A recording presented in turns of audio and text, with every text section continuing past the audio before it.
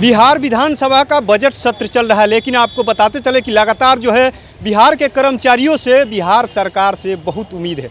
जिस तरीके से लगातार जो है नियोजित शिक्षक जो है 5 मांगों यानी 5 बार परीक्षा देने को लेकर के लगातार अपनी मांग कर रहे हैं। वहीं दूसरी तरफ यानी सुबह सुबह ही ग्राम रक्षा दल यानी बीजेपी कार्यालय का घेराव करने पहुंच गए थे और हम तस्वीरें भी दिखा रहे हैं लगातार किस तरीके से ग्राम रक्षा दल के लोग जो है बीजेपी कार्यालय में पहुंचे हुए, वहाँ पर पुलिस से उनकी नोक झोंक भी हो रही है। तस्वीरें हम दिखा रहे हैं किस तरीके से बीजेपी कार्यालय के बाहर का ये पूरा का पूरा मामला है। और आपको बताते चले कि 2012 में ग्राम रक्षा दल की यानी भर्ती किया गया था, अस्थायी रूप से भर्ती किया गया था और आज सुबह सुबह ही ग्राम रक्षा दल के लोग जो है यानी बीजेपी दफ्तर पहुँच जाते हैं। क्योंकि बताते चले कि जिस तरीके से लगातार जो बीजेपी यानी विपक्ष में थी तो लगातार ग्राम रक्षा दल के लोग भी आते थे और आश्वासन मिलता था। यानी उनका ये भी मांग कहना है कि जिस तरीके से आश्वासन दिया जाता था जो भी पार्टी है विपक्ष में रहती है, लेकिन सत्ता में आने के बाद से हम लोग को काफ़ी उम्मीद थी। सम्राट चौधरी से मिलने के लिए आए हुए थे, हालांकि इतनी भारी संख्या में पहुंचे हुए थे कि पुलिस बल को यानी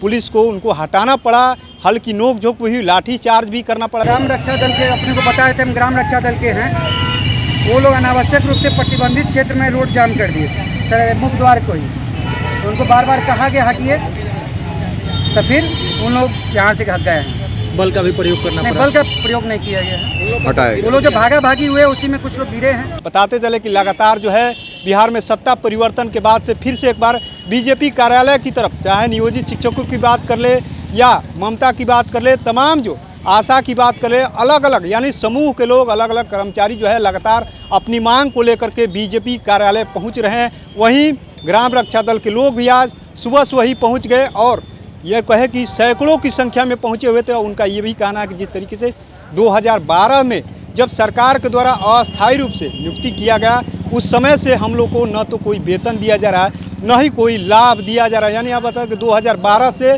24 हो गए, 12 सालों से वो लोग लगातार जो है सेवा दे रहे हैं, लेकिन अभी तक जो है उनको कोई सुनने वाला नहीं है। उनको उम्मीद थी कि सम्राट चौधरी उनसे मिलेंगे, हालांकि अभी आज मुलाकात नहीं हुई है।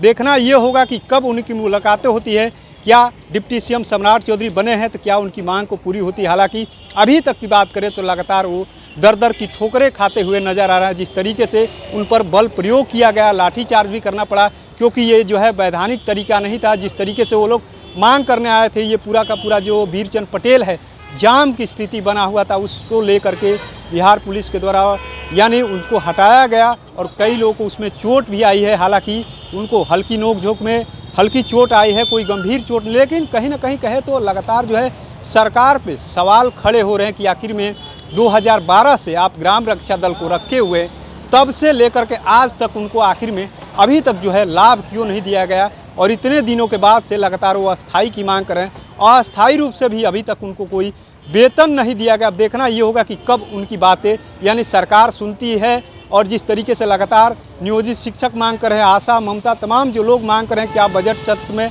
ग्राम रक्षा दल के लिए कोई आवाज़ उठाता है, ये देखना दिलचस्प होगा। लेकिन इतना है कि ग्राम रक्षा दल के लोग जो है आज पटना में पूरी तरीके से बीजेपी कार्यालय घेर लिए थे और उनके ऊपर लाठीचार्ज हो गया। अब देखना ये होगा कि सम्राट चौधरी तक ये बातें पहुंचती है कि नहीं पहुंचती हैं, सम्राट चौधरी इनकी बातों को कब संज्ञान में लेते हैं।